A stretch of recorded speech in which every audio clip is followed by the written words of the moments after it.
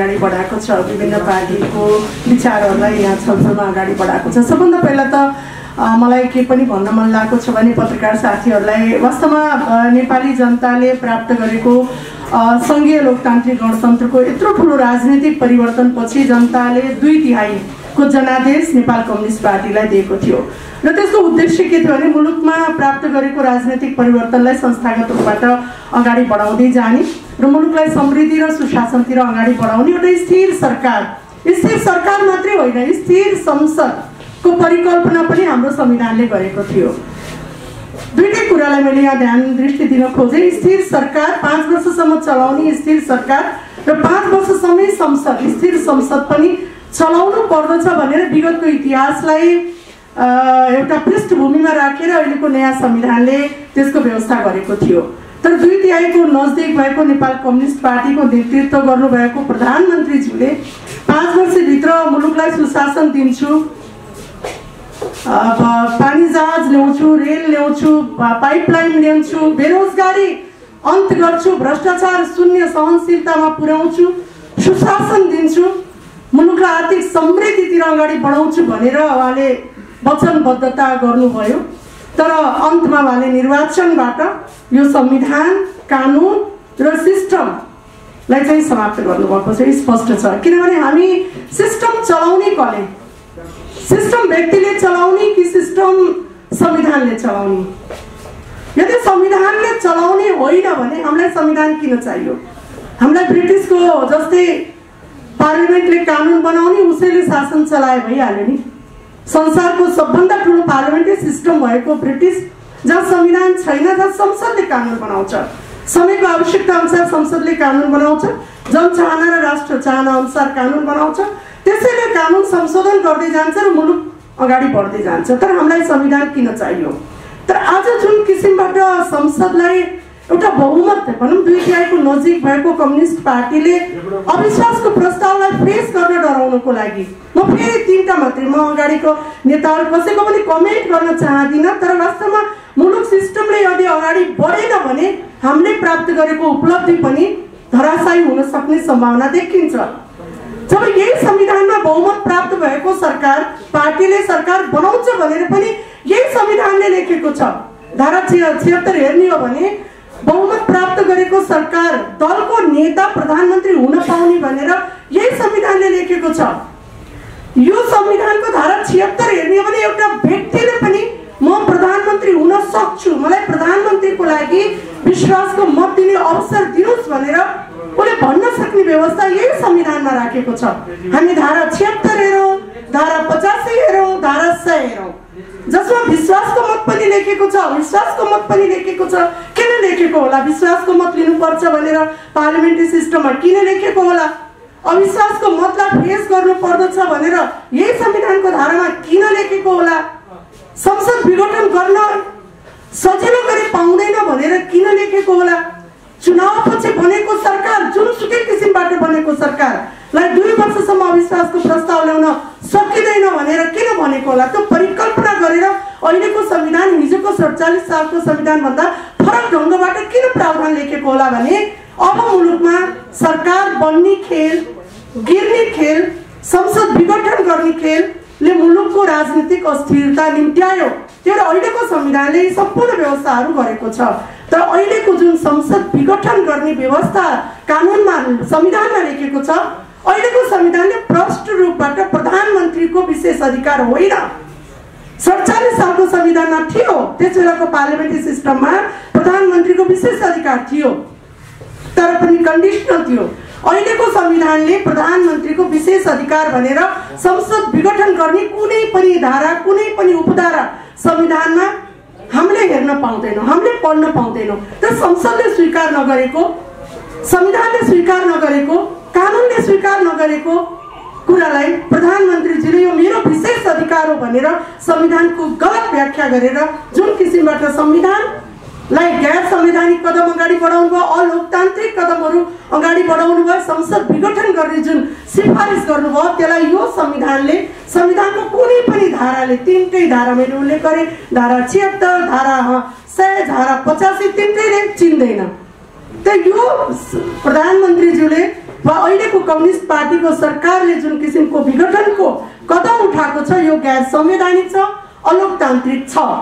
मैले यति मात्रै टुङ्ग्याएँ। दोस्रो मैले कहाँ भने हाम्रो पार्लियामेन्ट्री सिस्टम हिजोको भन्दा फरक छ। म किनभने मैले स्थिर सरकारको कुरा मात्रै गरिराखेको छैन, स्थिर संसदको पनि सँगसँगै कुरा गरिराखेको छु।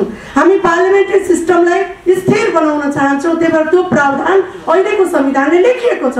मैले स्मरण मात्रै गराउन चाहे, हामी पढिराखेका छौँ। आज बेलायतको हामी फिक्स टर्म पार्लियामेन्ट्री एक्ट हेर्ने हो भने त्यस बेला बेलायतको रानीले प्रधानमन्त्रीको एडभाइसमा संसद कुनै पनि बेलामा भङ्ग गर्न पाउने व्यवस्था थियो।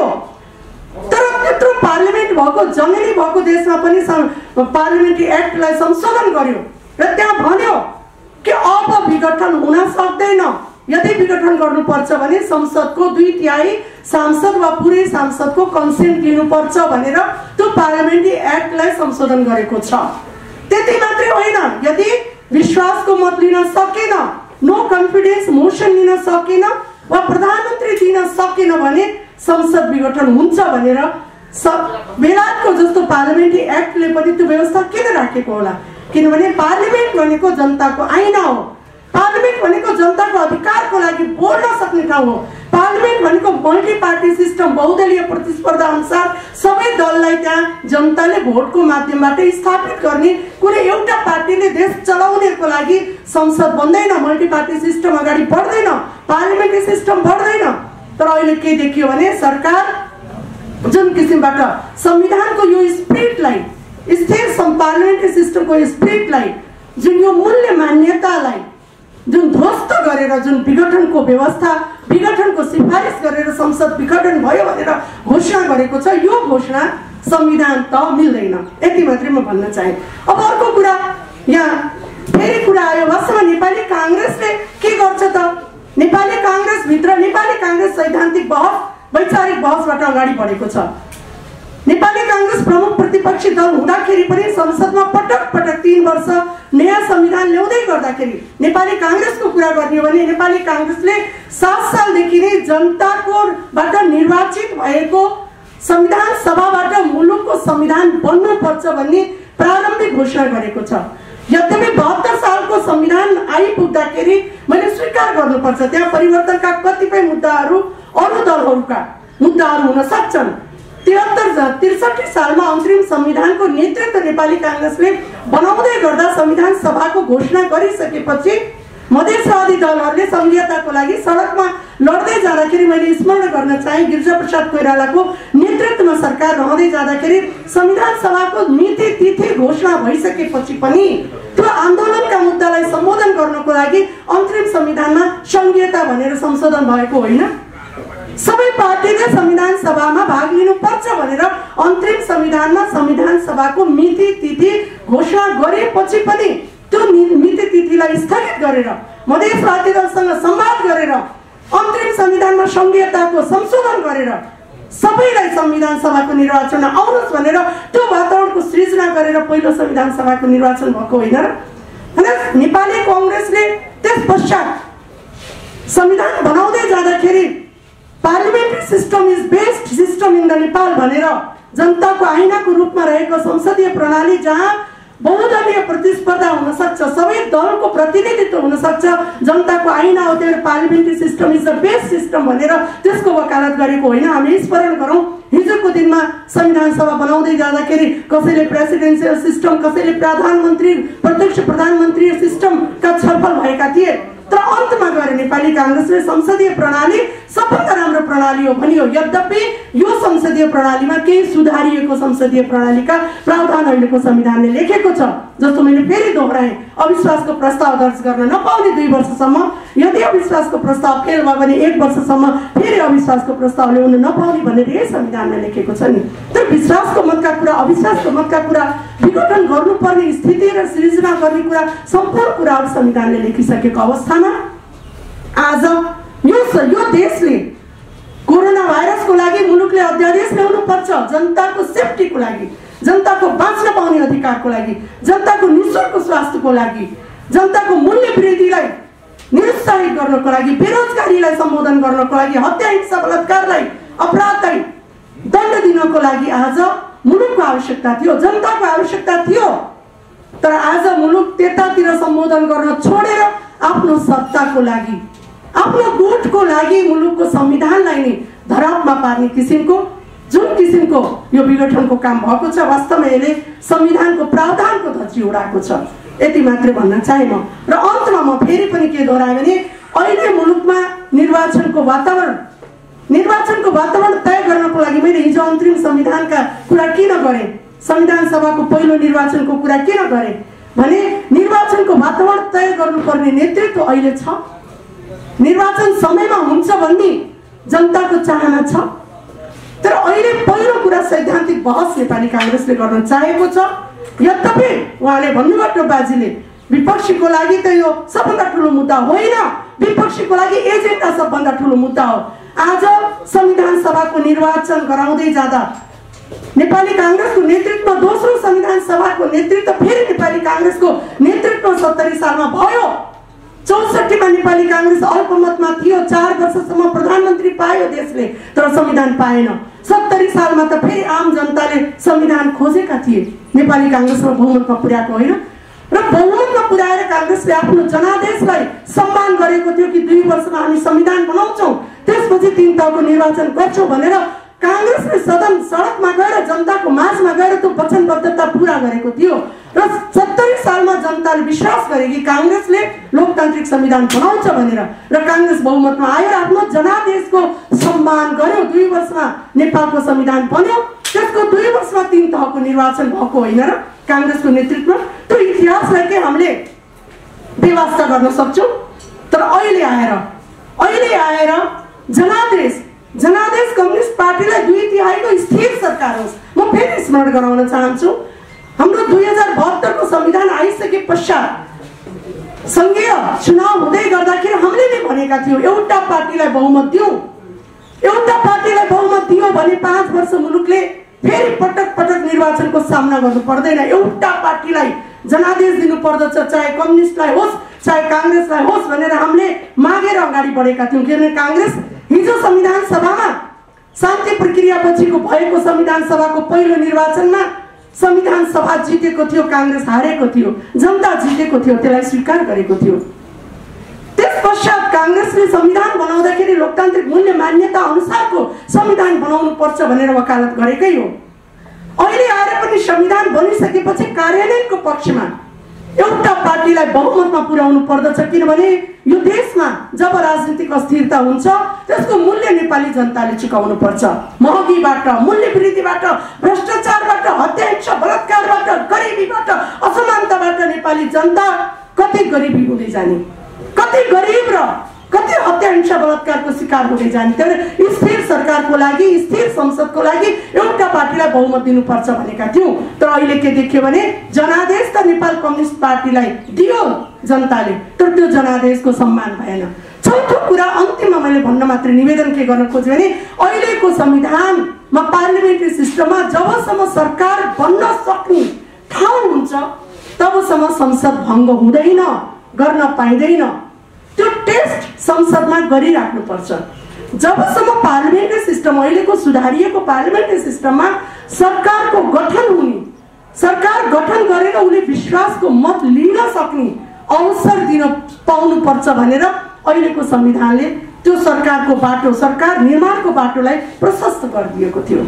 हाम्रो संविधानले एउटा व्यक्तिले पनि म प्रधानमन्त्री हुन्छु भनेर भन्न पाउने व्यवस्था अहिलेको संविधानले गरेको थियो। तर जबसम्म सरकार बनाउने संख्या त्यहाँ सदनभित्र छ तबसम्म सरकार बनाउन दिनुपर्छ भनेर अहिलेको संविधानले भनेको छ। त्यो टेस्ट भएको खै त, त्यो प्र्याक्टिस भएको खै। फेरि हामी के भन्छौँ भने पार्लियामेन्ट्री सिस्टम किन राम्रो भन्छ भने दुईटा कारण।